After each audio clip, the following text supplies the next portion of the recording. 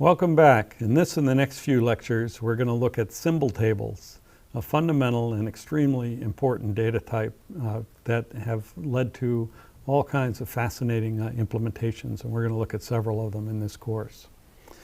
To begin, we'll take a look at the API and some elementary implementations and various operations that people want to perform on symbol tables. Start with the API. The idea behind symbol tables is to implement the following abstraction. We're going to have keys, like our keys in priority queues, but the whole idea is that we're going to want to associate values with each key. So the two operations that we're going to perform in symbol tables is the insert operation, where we're really putting a key value pair into the symbol table, a value with a specified key. And then given a key, we want to search for the corresponding value. Those are the two basic operations. Now the keys and the values can interchange roles, and that's why we have the abstraction to separate them. So for example, a domain name server might have a lookup where you've got a table that's got an IP address and a URL associated with that IP address. And different clients might want to use this data in different ways. One might want to use the URL as key. Given the URL, give us the corresponding IP address. Another client might want to use the IP address as key, have an IP address, give me the corresponding client. So those are just a couple of examples. This is a very fundamental and basic abstraction. And the list of applications is huge. In fact, almost any computer application system is going to have a symbol table or multiple symbol tables at its core, all the way down to the basic memory system of the computer or the networking system that your computer access to information depends on. You can think of it intuitively as like a dictionary. Well, there used to be books, and people would open up those books to look for a word to find the definition. Nowadays, you're more likely to do that online. Or when you're trying to find a song to download, you provide the name of the song, and then the value will tell you what computer to go to get that. Or in commercial computing, the key might be an account number, and the value might be the transaction details for that account. Web search is something we all do multiple times every day, and the key is a keyword or a list of keywords, and the value is a list of places where that keyword is found. And there's many, many other applications, including scientific applications, where, say in genomics, people use symbol tables to keep track of finding markers in a genome, and again, many other applications. So it's a very fundamental concept, and we'll look at plenty of applications, but first we want to look at some algorithms. So the way that it's convenient to set up a symbol table is to implement the so-called associative array abstraction. And the idea behind that is to think about just associating one value with each key. Well, it's like in a Java array of integers, say. Our keys in that case are indices that are restricted to be between 0 and the array size, but we're only associating one value with each index. We think of storing the value in the array position given by that index. And a good way to think of a symbol table is as shown in the right here. When we put a key value pair onto the symbol table, think of that as using the key to index an array and storing the value there. Now this isn't legal in Java if key is not an int, and we're going to do this generic. It can be any type of data. But it's a good way to think about it. And then to retrieve it, you just give that same key and it'll return the value. So that's our two primary operations. Put a key value pair into the table, so that is associate the value with key, and then get the value paired with the key. There's particular rules for null that I'll talk about in a second. And then to properly maintain a symbol table in a dynamic situation, in many clients you want to support a delete operation, and contains is a simpler operation than get. It's convenient for many clients, where it just tells us whether there's some value paired with that key in the table, is empty in size. And then another thing that you might want to do is iterate through all the keys in the table. So those are the basic operations that we're going to want to implement to get the associative array abstraction. And then there's many possibilities for clients, and we'll look at some later on. Now there's a couple of conventions around null. And these are not critical, but they make it a bit more convenient for several implementations. So we're not going to allow null values. You can't associate null with any key. And then we're going to adopt the convention that the get method returns null if the key is not present in the table. And also the associative array abstraction is the put method will overwrite an old value with a new value. So these are our consequences. So it's the contains implementation is the same for all our symbol table implementations. If get returns a non-null value, then there's a value corresponding to that key in the table. If it returns null, it's not. Get returns null if key is not present. And the other thing that we can do is we can use null in some situations or temporary situations to implement a lazy version of the delete operation.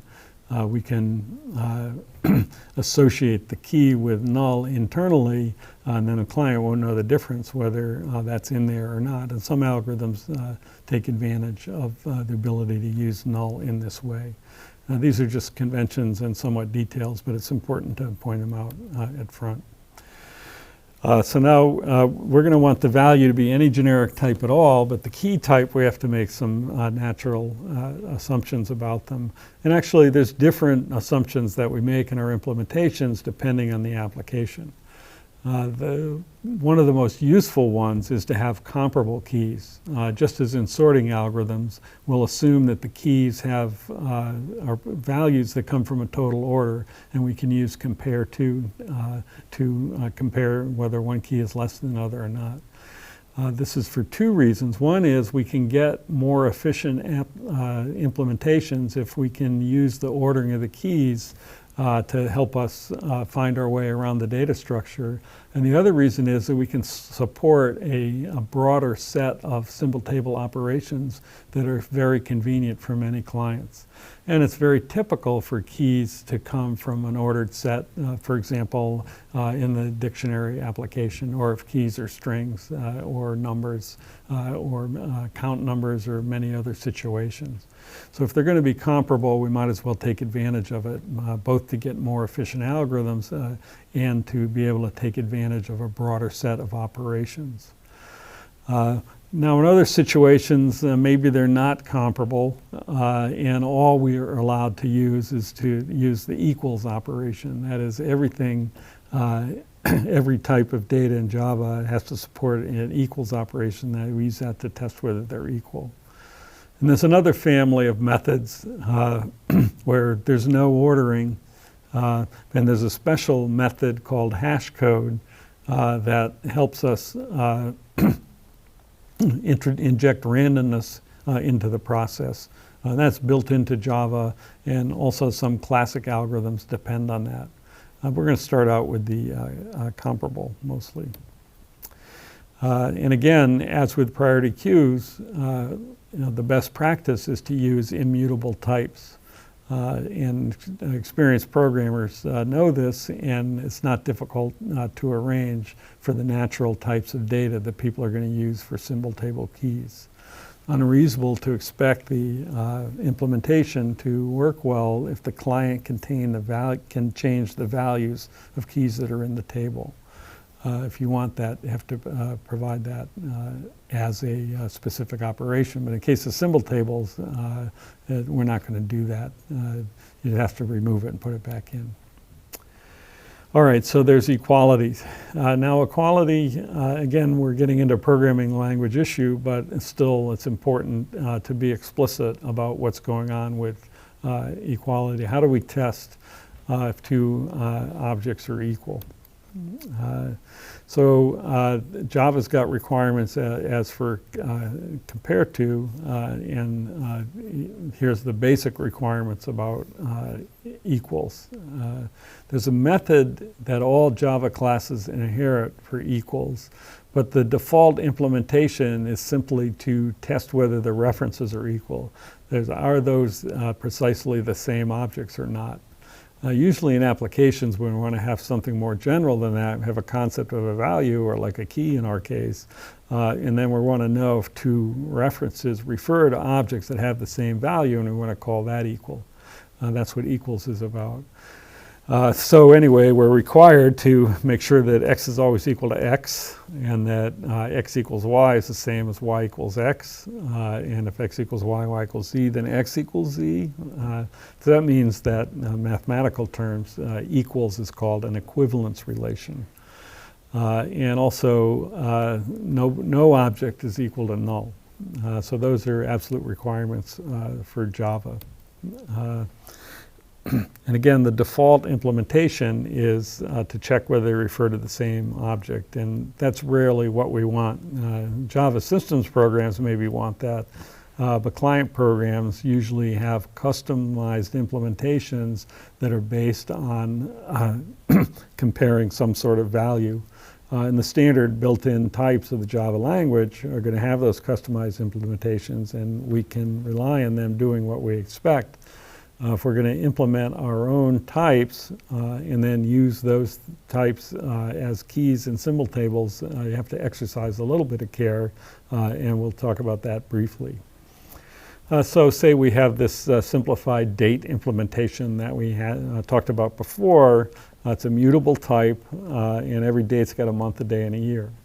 It seems like it should be easy to implement equals.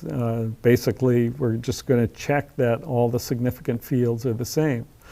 Two dates should be equal if they have the same day, month, and year, and if any one of those are not the same value, then just return false. So that seems as if it should work, but that doesn't have all the characteristics that we need in a Java implementation. And so all of this code in red shows a model for what you might do if you're going to implement your own type of data, equals for your own type of data. Shouldn't use it in connection with inheritance, so we don't use inheritance that much, so I won't talk about that.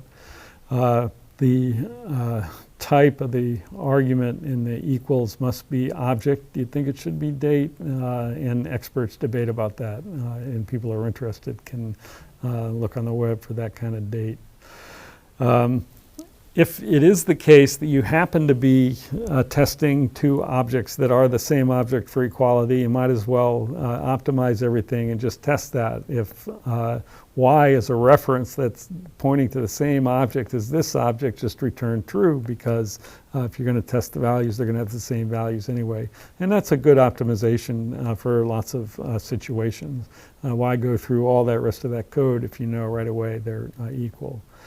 There's this test for null that has to be there, and if it's not there, can lead to nefarious bugs and unusual problems. So your equals test, you better test that the client didn't give you null. They have to be in the same class, and well, there's a couple of different ways to check about the same class, and that's another religious debate that we'll ignore. We'll use get class, and that's something that's got to work, or they'll get an exception in this later code, because since y had to be an object, now we have to cast it to a date. And then it better be the right class, or otherwise it's not going to have these fields that we can test for.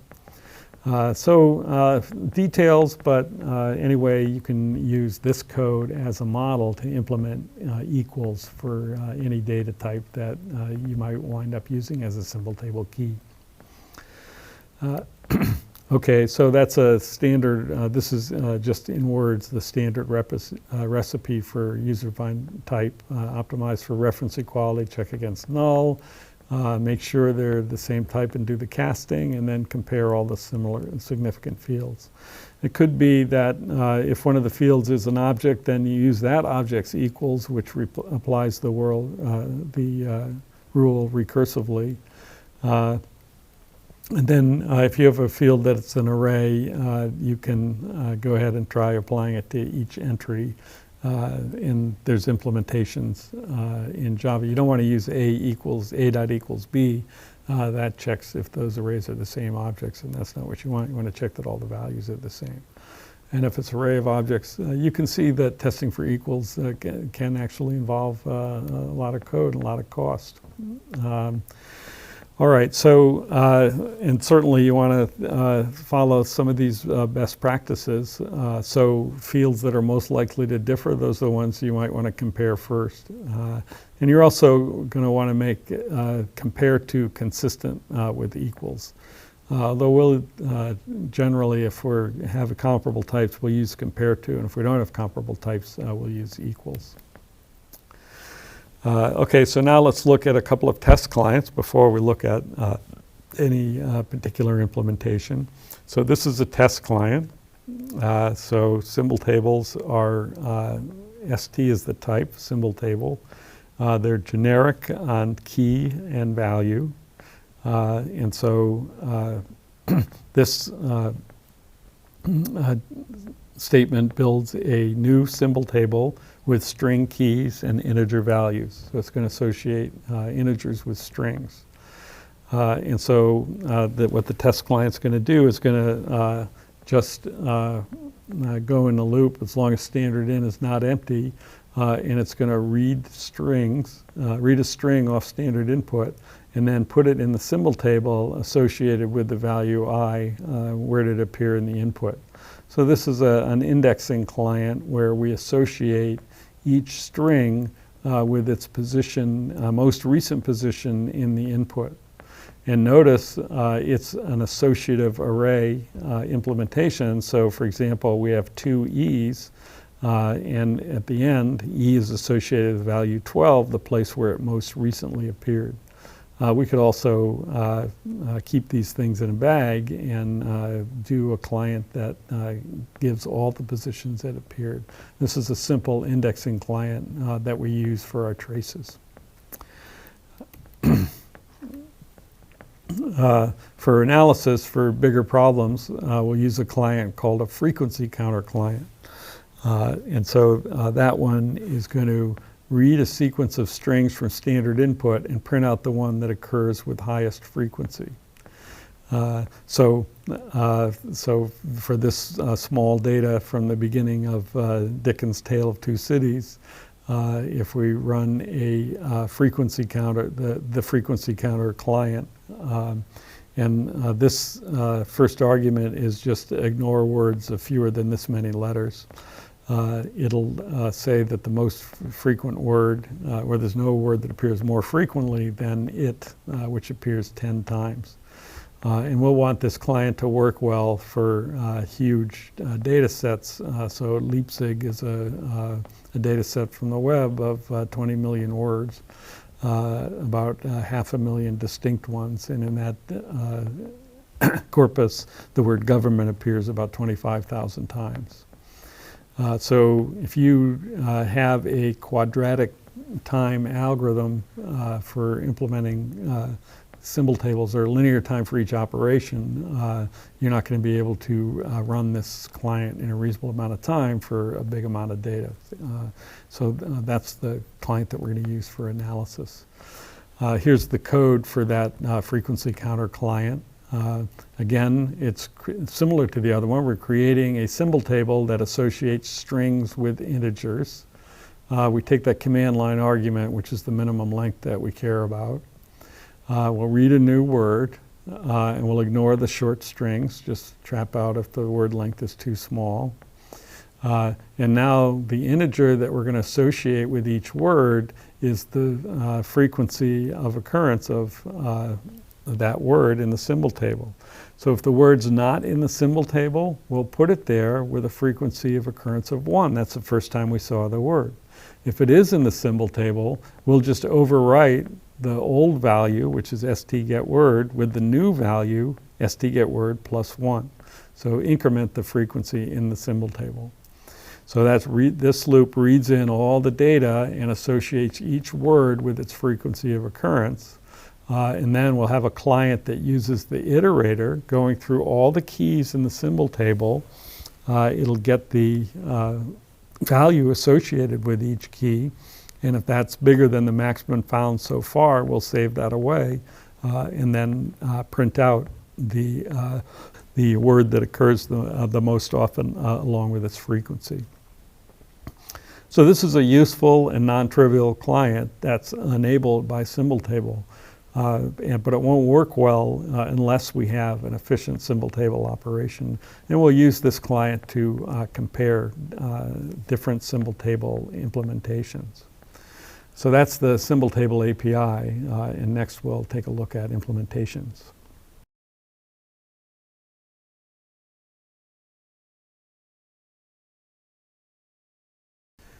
Next we'll look at some elementary symbol table implementations. These are so simple that we won't go into much detail, but still it's worthwhile to take a look at them to set the stage for the more advanced implementations we'll consider next. Well, one thing we could do is maintain a linked list. We could keep it in order or keep it unordered. This version keeps it unordered. So we're going to have nodes in the linked list that have key value pairs. They have every key in the symbol table and the value associated with that key. For search, we have to, since it's unordered, scan through the whole list to find a match, a key that's there. For insert, we'd also have to scan through all keys to find the place to update a value if it's a value that's already there. And if there's no match, we could add it to the front. So here's our simple client for traces. So if we associate S with 0, we just add it. That's our one node linked list that's got that information. Associate E with 1, that's not there, so we just add it to the beginning of the list. A with 2, R with 3, C with 4, H with 5, and so forth. So now when we associate E with 6, we have to search through the list to see if there's an E. And in this case there is, and then we just update that value. That's the associative array abstraction. It's possible to implement symbol tables that allow multiple values with the same key and so forth, and that leads to different types of clients, different types of implementations. We're going to stick to this associative array abstraction and no duplicate keys in the symbol table because it both simplifies implementations and leads to simpler client code. Okay, X7 is a new value. A8, we found A in there and update the value 8. And then M9, P10, L11 are all not there and they go at the beginning. And then the last one changes the value at E again, 12. So this is a simple, implementing this is a simple example of linked list processing. Slight modification of our stack and queue code, and we will skip the details and just note that what's the cost of implementing this? If there are n things on the symbol table, you have to, for both search and insert, look all the way through. If everything's random, then on average you only have to look halfway through for a successful search, while you still have to insert. Another issue is for many clients, if the keys are ordered, it's nice to be able to iterate through the symbol table in order, and this one by definition doesn't provide that. This one just uses equals, so the keys don't have to be comparable for this. It just uses equals. Our challenge is to look for methods that give us more efficient implementations of these search and insert operations. And we've already looked at an algorithm that can do this, and that's binary search. So for binary search, what we're going to do is use an ordered array. And actually use parallel arrays, one for the keys and one for the values. And the idea is to keep the array of keys in sorted order and then find the index associated with the key that we're searching for using binary search, and then use that index to get the value associated with that key that's stored in a parallel array. We looked at the binary search algorithm earlier in the course, and so, for example, if we're doing if these are the keys in our symbol table, and we're doing a search for the index where P is stored, we look at the middle. P is bigger than L, so we look to the right. Look in the middle of the right half. P is less than R, so we look to the left and continue until we find P. When we find P, we return its index, and we use that index to get us the value that we need. Or another way to look at this is it implements the function, how many keys are there that are less than K. So for example, for Q, that's an unsuccessful search, and you can figure out from the last index when you don't find your element that you're seeking, you can figure out the return value, which is the number of keys that are less than it. So that's a trace of implementing binary search to find the rank of a key in an ordered array. And again, for successful, you can use that rank to return the value, and for if it's unsuccessful, you can use that rank to figure out where to insert the new key. All right, so this is the code for the get operation in this rank, which is binary search. This is precisely the binary search code that we looked at before. So let's look at the get. If the whole table is empty, we return null. Otherwise, we call rank, and that gives us the number of keys less than the current key. And so that is where we look to check to see if that key's there. If it's there, then we return the value with the same index in the parallel array. If it's not there, then we return null, saying the key's not there. Now, the problem with binary search is, well, not necessarily the problem, but the situation is that when it's time to insert a new element, we have to move everything larger over one position, just like in insertion sort. So if the table has A, E, R, and S, and we have to insert the value C, then we have to move the E, R, and S over one position to put the C, and then put the value associated with C. You have to do the same thing in the vals array, move all the values associated with those keys over one position, and put the associated value in.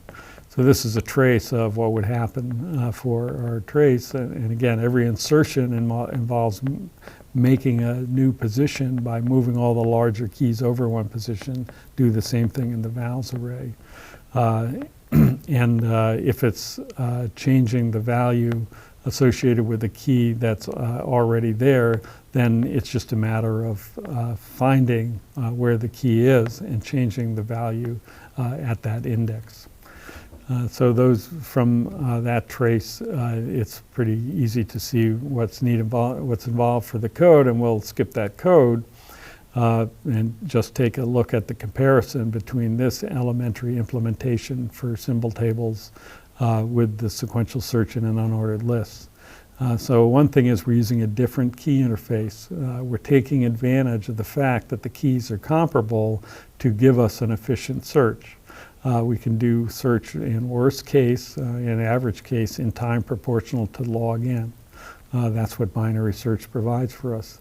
And this is a fine data structure for symbol tables where there's that are relatively static, where the values don't change much, and most of the operations are search. It's hard to beat binary search. On the other hand, in a dynamic situation where there are a lot of inserts, this method is going to be problematic because the cost of insert is linear. It's proportional to n over 2. If you have a huge number of operations and every one of them is proportional to the symbol table size, then you're just not going to be able to support huge numbers of keys. What we want is efficient implementations of both search and insert.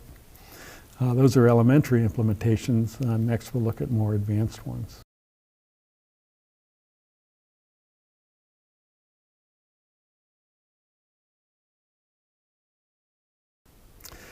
When keys are comparable and we can put them in order, we saw that we can use binary search to get an efficient symbol table implementation. But we can also provide a lot of convenient functionality for the client. That's what we're going to look at next.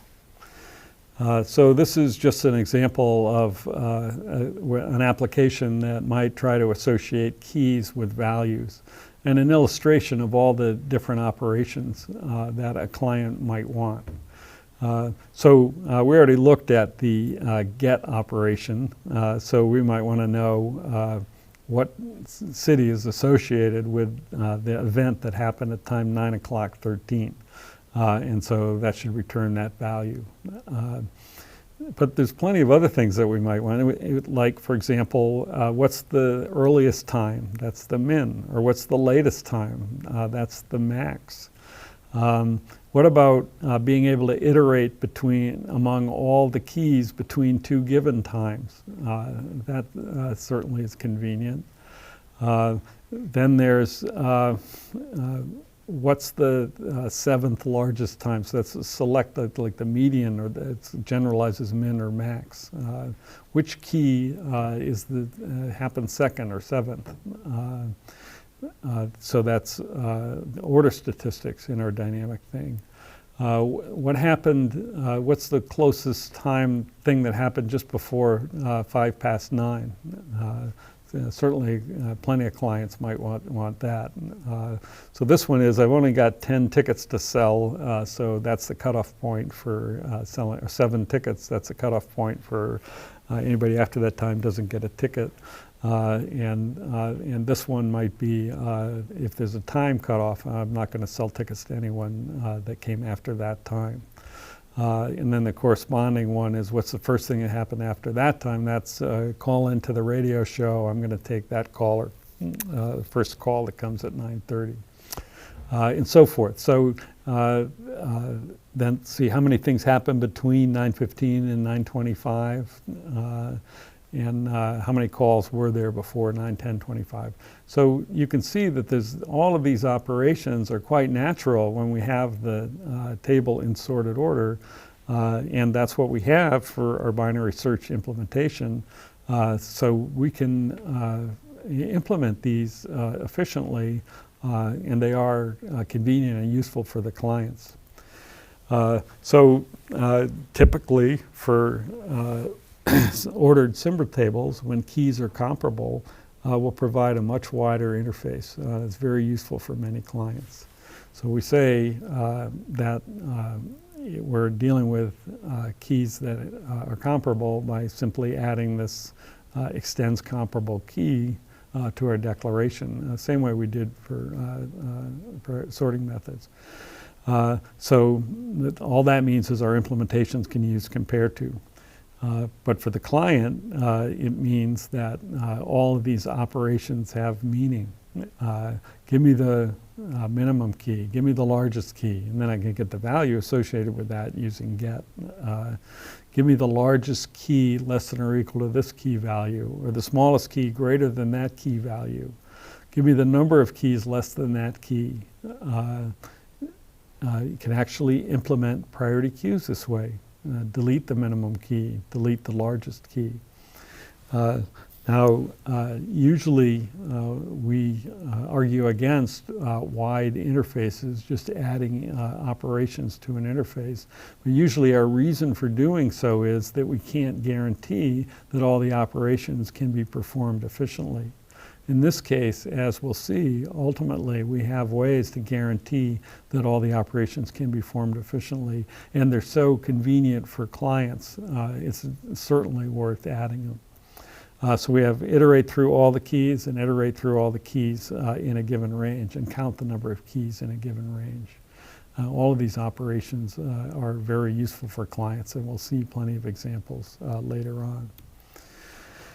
So we have to greatly expand our table. What are going to be the costs of all of these things? And this is a big difference between the binary search implementation, where the keys are kept in order in an array, and the sequential search implementation when they're all in a linked list.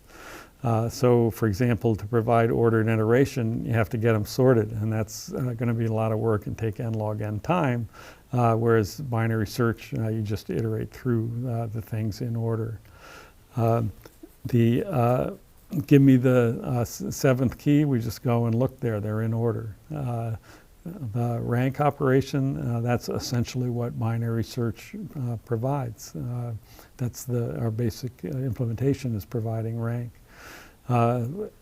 Floor and ceiling, that's again an outgrowth of the rank operation. Minimum and maximum, well, again, those are like select, they're just right there. You look at the first or the last. To insert or delete, however, takes linear time.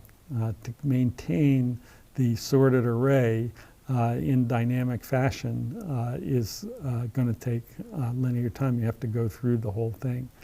And so that's really the key to thinking about ordered symbol tables and symbol tables in general.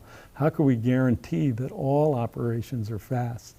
Binary search is pretty good, but that's a major flaw. I can't maintain a dynamic table efficiently with binary search.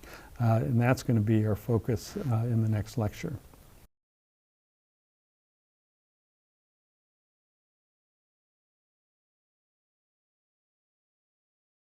Welcome back. Next, we're going to talk about binary search trees, a classic data structure that will enable us to provide efficient implementations of symbol table algorithms. Let's look at the basic binary search tree data structure. With heaps, we talk about implicit representations of trees with an array. For binary search trees, we're going to talk about actual explicit tree data structures. A binary search tree is a binary tree in symmetric order. Let's look at the meaning of those words. So a binary tree is an explicit data structure. It's got what we call nodes, which contain information, and every node's got two links to binary trees that are disjoint from one another, a left tree and a right tree associated with each node. Each node has a left tree and a right tree. Links can be null, left tree can be null, and right tree can be null, or both.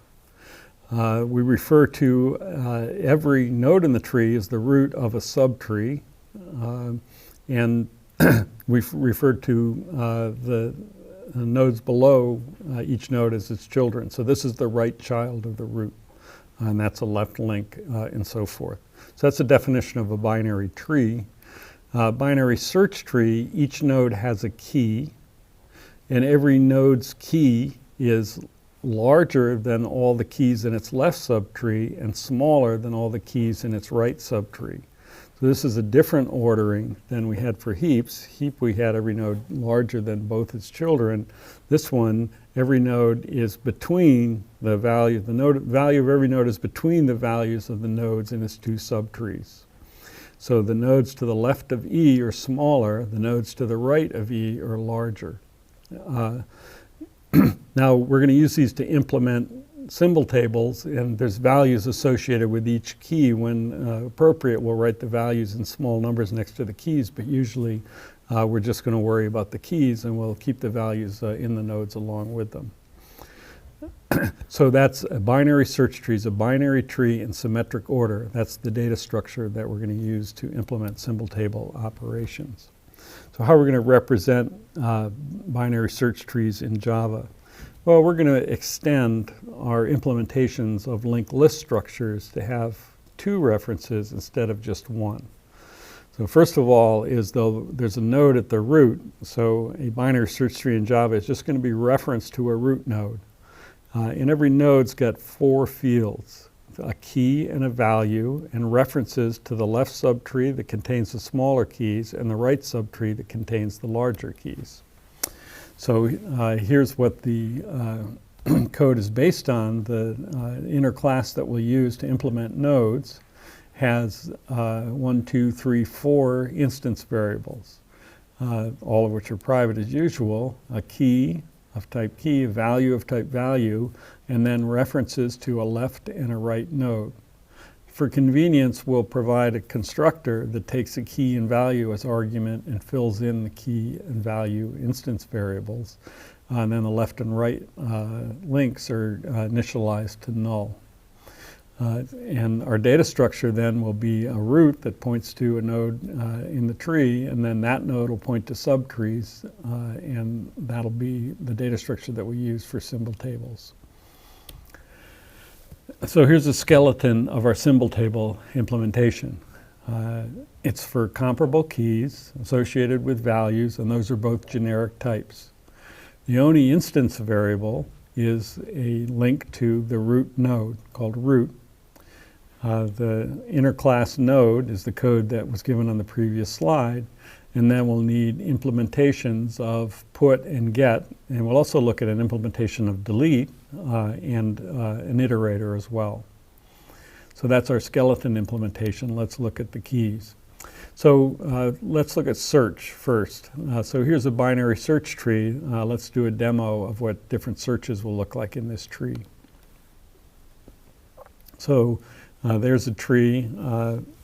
So S is at the root. Everybody to the left is less than S. Everybody to the right is bigger. So this is a dynamic data structure that kind of follows the same rule as binary search.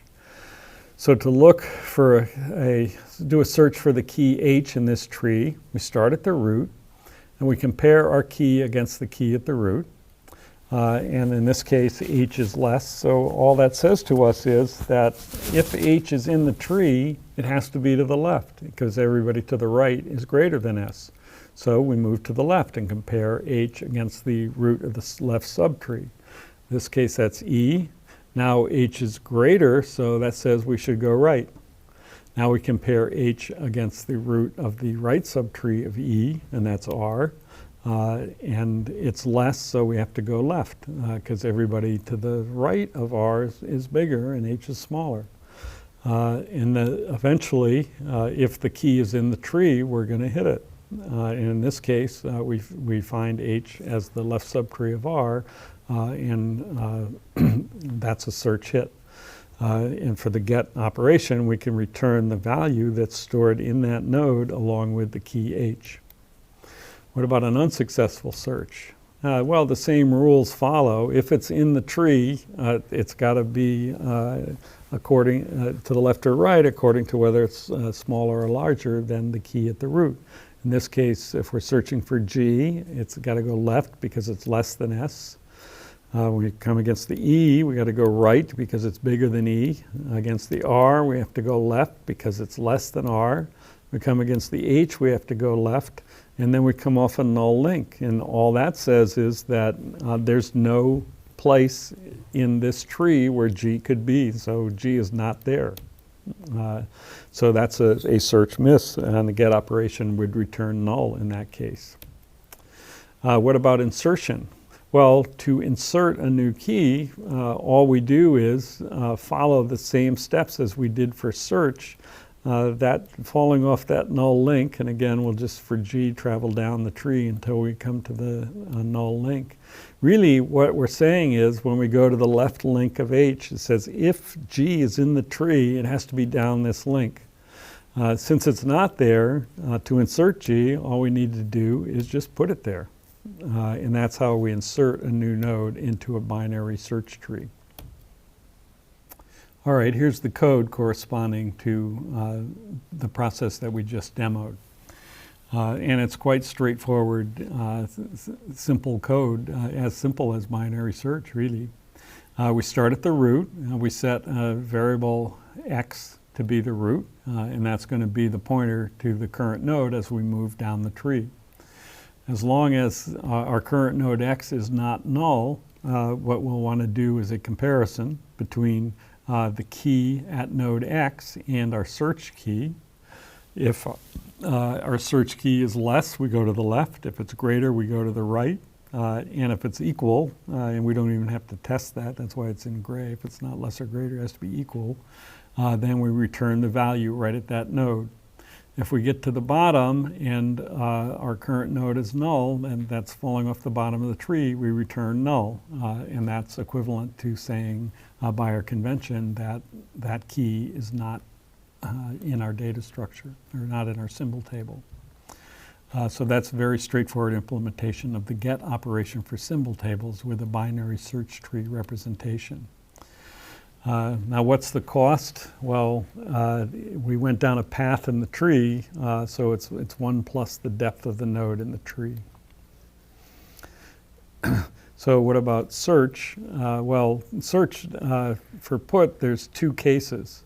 If we're supposed to associate a value with the key, if the key's already in the tree, then we're just going to reset the value. If the key's not in the tree, then we add a new node at the bottom. So now it's a little bit tricky the way that we implement it, since we use a recursive implementation. And the reason we do this is that it generalizes to give us more efficient data structures later on. So what we'll do is use a recursive implementation that as it moves down the tree, it'll return a link up higher in the tree. And so when we insert a new node L, say in this tree, we go down that path, we create a new node and then return the link to that node higher up. There's ways to implement that don't involve this, but it's, the code is so simple and it extends to more powerful data structures later on that we'll introduce this right now, and you'll see how it works. So here's this is very concise recursive code, but it's tricky because of that last point, so it's worth reading carefully. So we're going to use a recursive method put that to associate a value with a key in the tree. And that recursive method is going to return a node. So the client method put, of course, just is supposed to do the association, so it has a void return. But what we'll do is invoke our recursive method starting at the root, and whatever link gets returned, we'll set that to root. So right away we can see, let's suppose that we have an empty tree where root is null. So then if we put with null as the first argument, then null is the first argument. What we do is we say if the argument is null, return a reference to a new node that associates key with value. And then that one has null links. So in this case, that first call will return a link, and whatever link gets returned, that'll be set to root. So without any extra special code, we insert a node into an empty tree. And that works again recursively. Say we have one node in the tree and we have a new key to associate. And let's say that key is less than the key at the root. So now we do put, and it's actually a link to that one node that's got two null links. So it's not null, so we'll compare our key against the key in that node. If that comparison comes out left, here's how we do the insert. We change our left link, which is right now it's null, to whatever put returns. So what's put going to return? Well, that left link is null, so what's going to happen is in that call, x is null, it's going to be created a new node, and the link to that node will be returned, and that's the link that we'll put in the left. This is very concise code that otherwise would have to have various cases about saving which link we went down in order to reset that later on. So now the best way, having looked at those small examples, the best way to understand this code is recursively. Let's believe that it works for small cases, which we have just done. So let's see what the code does. So if x is null, we want to create a new node and return the link to that node. So even if it's a huge tree, down at the bottom, we just came off a null link. We just want to create a new node with our new key and return a link to that node. That's all we want to do. Now we can assume that put is going to return a link to a subtree that contains our new key. If our new key is smaller than the key at the node that we're processing now, then we want to insert the new key value pair in the new node on the left. Otherwise, we want to insert it on the right. Most of the time, the link that we get back will be the same as the link that we put in, but for that bottom node, it'll be different. So if put works properly, inserting a new node on the left, then that's what we want our left link to be. If it works properly, putting in the subtree on the right, that's what we want our right link to be. By the way, if we find a key that's in the tree already, then we just want to reset the value. And in all of these cases where we're on a node that already existed, we just want to return the link to that node. Again, when we look at more sophisticated values, we'll be returning something else. So it's worthwhile checking that you believe that this code implements the simple binary search tree algorithm that we demoed, where when we fall off a null link, we create a new node and replace that null link with the new node. So that's insert for binary search tree in a symbol table. And again, the cost of this is the number of compares is equal to 1 plus the depth of the node. We just go down a path in the tree. Now, what's interesting about binary search trees is that there are many different binary search trees that correspond to the same set of keys. So the number of compares is going to depend on the order in which the keys come in, and that's a key feature of binary search trees that we'll come back to again when we look at more sophisticated data structures. So it depends on how the keys come in. The shape of the tree could be, well, in the best case, it would be perfectly balanced. And one of the things we'll look at is algorithms that come very, very close to achieving that goal. A typical case, it'll be sort of balanced. Now, but one problem is if the keys come in and really unfortunately, if they come in a natural order, like if they come in order, that's the worst case. We don't get any benefit from having it in a tree shape. It's no different than a linked list. So we'll come back to dealing with that worst case in the next lecture. But the point is the tree shape depends on the order of insertion. Now, but let's look at what's happened or visualize what happens when keys come in random order. So the tree grows from the bottom and the little side-to-side motion is just accommodating room for each new key as it's added. But you can see that even for this case, which is hundreds of keys, the length of the path from top to bottom is not so much. In this case, the maximum distance from the top to the bottom is 16. The average is only 9. And the best you could do in a perfectly balanced tree, it would be 7. So it's pretty well balanced, which means that our search and insert costs in this case, for 255 keys, is only going to be 16, quite a bit less. So one remark before we do the analysis is that actually binary search trees correspond exactly to quicksort partitioning. In the binary search tree, we have a node at the root, and we have everybody smaller to the left and everybody larger to the right. In quicksort partitioning, after the random shuffling, we have the partitioning element, and then we process everybody to the left independently of everybody to the right. So it's a there's a direct correspondence. If there's no duplicate keys, Quicksort processes them, and we've ruled them out in BSDs.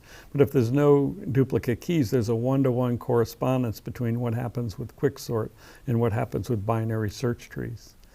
And we point that out because that helps with the mathematical analysis. In fact, this correspondence with Quicksort partitioning tells us we can take that proof and prove that if you insert n distinct keys into a BST in random order, then the expected number of compares for a search and an insert is 2 natural log n.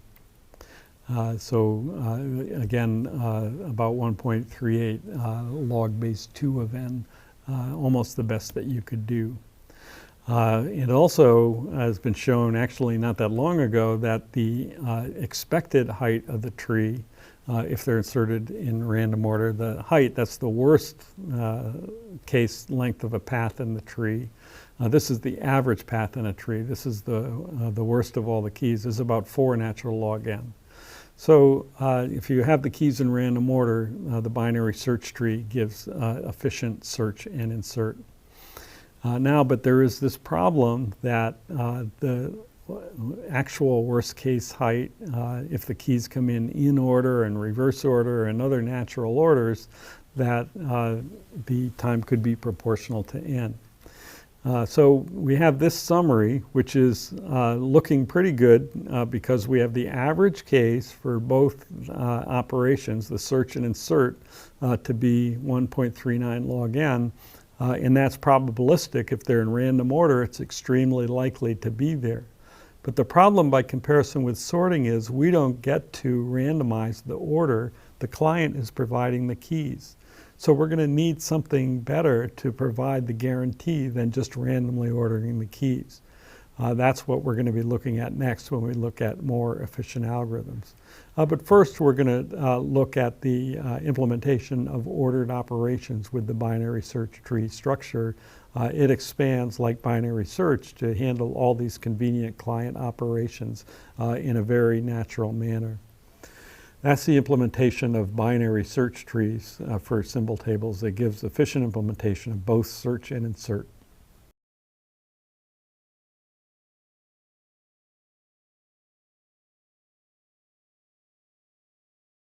Now we're going to take a look at ordered symbol table operations using the binary search tree data structure as the underlying implementation. Well, each one of these operations are fairly straightforward, but just to check our ability to manipulate this data structure, we'll take a look at each. Suppose we want to find the minimum key in a binary search tree, or the maximum key. Well, just looking at one example, you can see almost immediately what to do. To find the minimum, we move left from the root until we find a null key. That's where the smallest key in the data structure is. To find the maximum, we move right from the root until we find a null key. What about floor and ceiling? Well, those are a little bit more complicated, and we'll have to, not quite the same as in the ordered array for binary search. So we have to do a little bit more work for that. So just for example, let's take a look at the problem of computing the floor. So what we want to find is, so say we're seeking the floor of G. So that's the largest key in the data structure that is less than G. In this case, the answer is E. So let's just take a look at what we have to do in the tree, the path we have to take in the tree to figure that out. Well, so we're looking for the largest key that's less than G, and we have S. Well, that key is definitely going to be in the left subtree. It's not going to be bigger than S because S is bigger than G, so we go to the left. So now we're sitting at E, and so what's the largest key that's less than G in this tree here?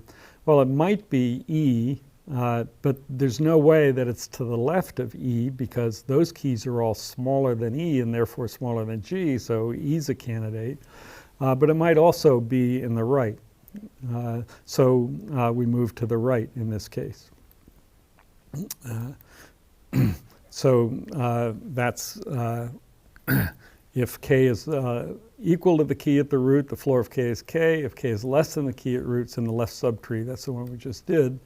If it's greater than the key at the root, the floor of k is in the right subtree if there is any key smaller than k in the right subtree. So in this case, there's no key smaller than g in the right subtree, so therefore the answer is E. So our code has to check for these three cases. And here's the code that does it. It's not that much code, it's just complicated code to understand. If we find our key, that's the floor. If we're going to the left, we find the floor of the one on the left. And on the right, we have to do a little bit of tricky code to make sure that we return the floor in the right subtree if there's some tree there. If there's no node there, then we return the root itself.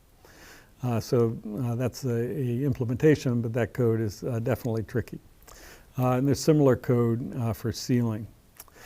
So now, what about operations like rank and select? How many keys are there less than a given key? And give us the seventh largest key. To facilitate implementing those operations and also size, all we do is keep an extra field in each node, which is the number of the nodes in the subtree rooted at that node. So this tree's got 8 nodes in it. This subtree has 6 nodes in it, and so forth.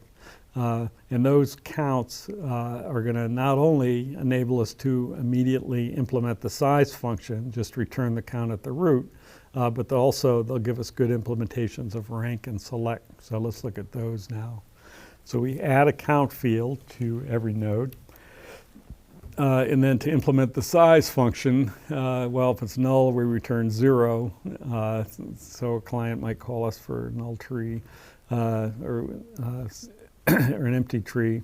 Otherwise, we return x.count, which is the number of nodes in that subtree by definition.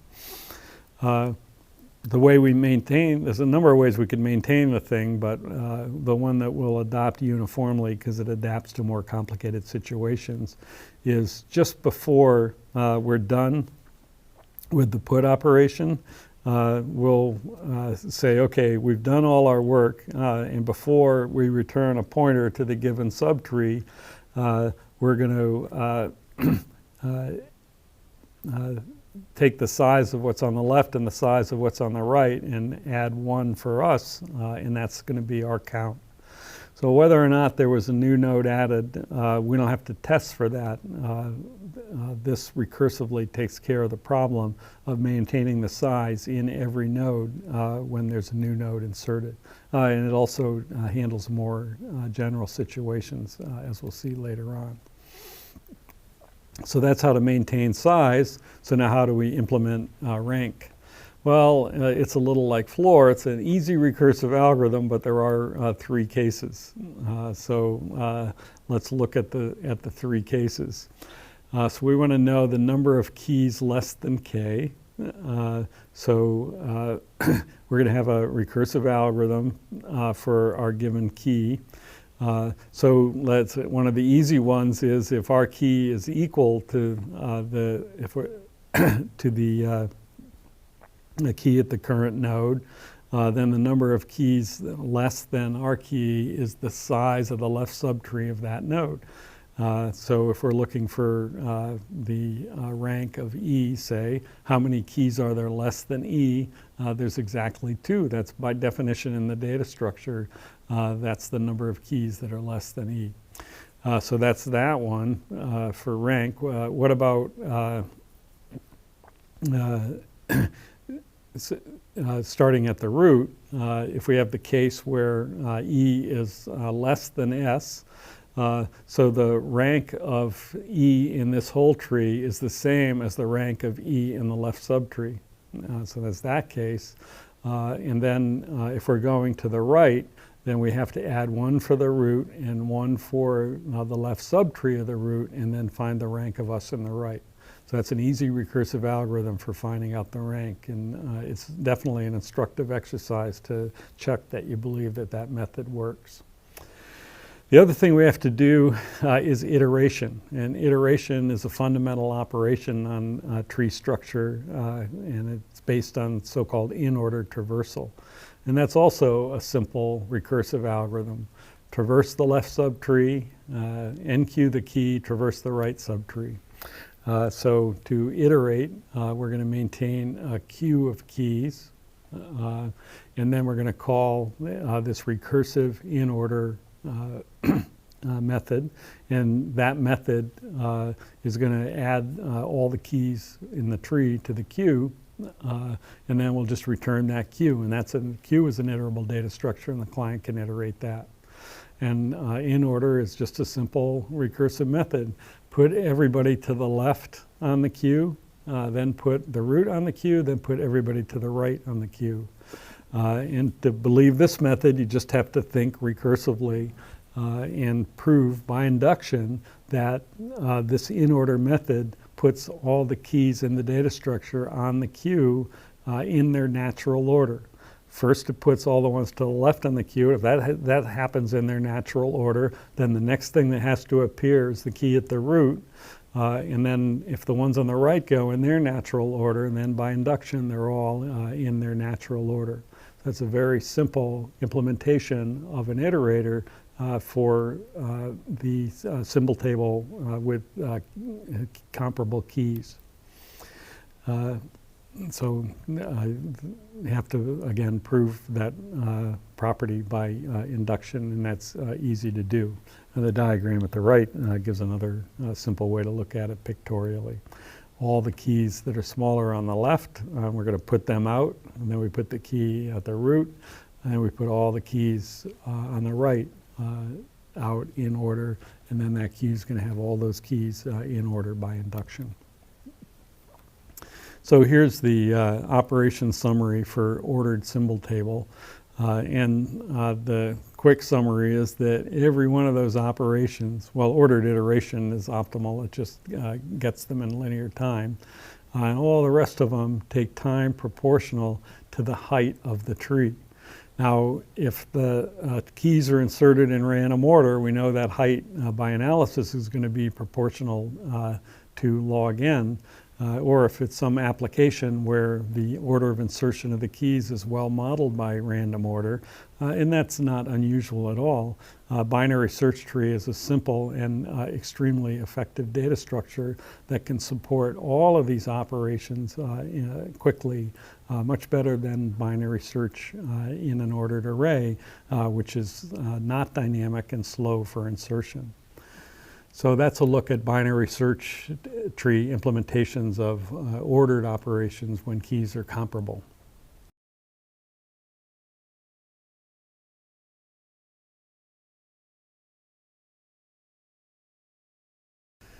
If our symbol table is really going to be dynamic, we need to be able to delete key value pairs from the table.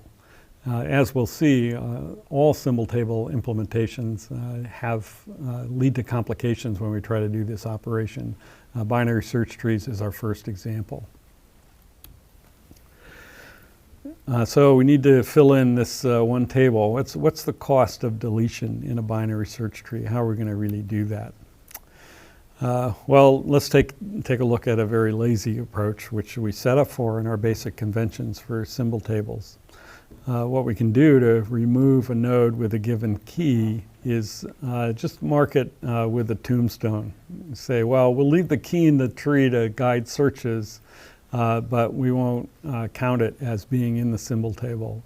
And actually, you can make some progress with this kind of method, leaving tombstones throughout the tree. And make sure that you keep, as long as there aren't too many deletions, you can keep the search cost and deletion and insert cost to be logarithmic. But it definitely becomes inconvenient to manage large numbers of tombstones in highly dynamic situations with large numbers of keys and values. Eventually, you're going to get an overload of memory, and you're going to have to rebuild the thing or clean out the tombstones in some way. So we need to look for a better way. This is a general method that people often use in all different types of implementations, but in modern systems it's rather unsatisfactory. Well, let's look at a simpler problem. What about deleting the minimum? Actually, that's maybe not too difficult. To delete the minimum in a binary search tree, again, we just go to the left until we get a null left link. And then what we can do is just return that node's right link. Then that old node, nobody's pointing to it, so it's available for garbage collection. And then we use our usual trick of returning the link that we went down to update the other links after the recursive calls. And also, we have to update the counts. Something happened down below, and we use that code to update the counts in a consistent way. So this code implements delete min. Not too bad at all. If x.left equals null, return x right. Otherwise, x left equals delete min x left. And then when you're done with that, you fix the count. Maybe a node got deleted down there, but always the invariant is that the count of the node is 1 plus the size of the left and right, and then return x and fix the links and the counts on the way up. That's a fine implementation for delete min, and it also works for delete max. And that's the basis for a general method for deleting nodes from BSTs known as hybrid deletion. That's the second case. The first case for hybrid deletion is what we want to do to delete a node with key k is we search for the node that contains the key. And the easiest case is that node has no children. So to delete a node that has no children, just return null. And then go back up to update the counts as usual. That's the easy case. The next most difficult case is like the delete min case. We find a node T that contains our key, so like deleting R in this tree. It only has one child. Just go ahead and return the link to that child, and that updates the link and everything works fine. Then the node that was deleted is available for garbage collection because nobody's pointing to it. And again, update all the counts after the recursive calls. So 0 children, no problem. 1 child, no problem. The problem is what happens when there's 2 children. So say we want to delete node E in this tree. We have only one link. We can get rid of the node, but we have only one link pointing to it, but we have 2 links pointing down from it. So what are we going to do with those 2 links? Well, the hybrid deletion mechanism, which is pretty old, 50 years ago it was proposed, says go ahead and find the next smallest node in the right subtree of that tree. So in this case, that's H. And what's that node? Well, it's the minimum in T's right subtree. And we know how to delete the minimum, so we just find that minimum node. And in this case, it's H. And we put that node in T's spot and then delete the minimum. Find the H, that's the minimum, hang on to it, and then delete the minimum in T's subtree. And then, so we take the E, replace it with the H, and delete the H, and then everything's fine. It's still a BST. So we're finding a node that has only one link, and deleting that node, and then replacing the node that we need to delete with that one. That's hybrid deletion. It's a little bit asymmetric. Why are we using the successor and not the predecessor? No real reason. And it's not really satisfactory because of that, and we'll come back to this, but it works. So this is the code for hybrid deletion. So we search for the key. If it's got no right child, we're fine. We just return x.left, and that handles both cases 0 and 1. If it does have a right child, then we do this find the minimum on the right, delete min on the right, and then fix the links, and then update our count that covers all cases. So actually not that much code. It's complicated, but not particularly more complicated than other code we've seen, like rank and floor and ceiling, and that implements hybrid deletion. So now we have a fully dynamic symbol table where we can insert and delete The number of nodes that we have in the tree is always proportional to the number of key value pairs in the symbol table. The problem is, and this was quite a surprise when it was first discovered, actually many years after Hibberd proposed the algorithm, is this lack of symmetry tends to lead to difficulties. And here we're just inserting, deleting, alternating, insert and delete a random key. So that maybe well models a situation, a practical situation. And as you watch it go for a while, you can see that this thing about going to the right and taking the successor all the time, the tree's becoming much less balanced than it was. This seems to be a problem. We can't be supposedly having a dynamic situation that is going to allow support of lots of different inserts and deletes, and in the end wind up with a less balanced tree.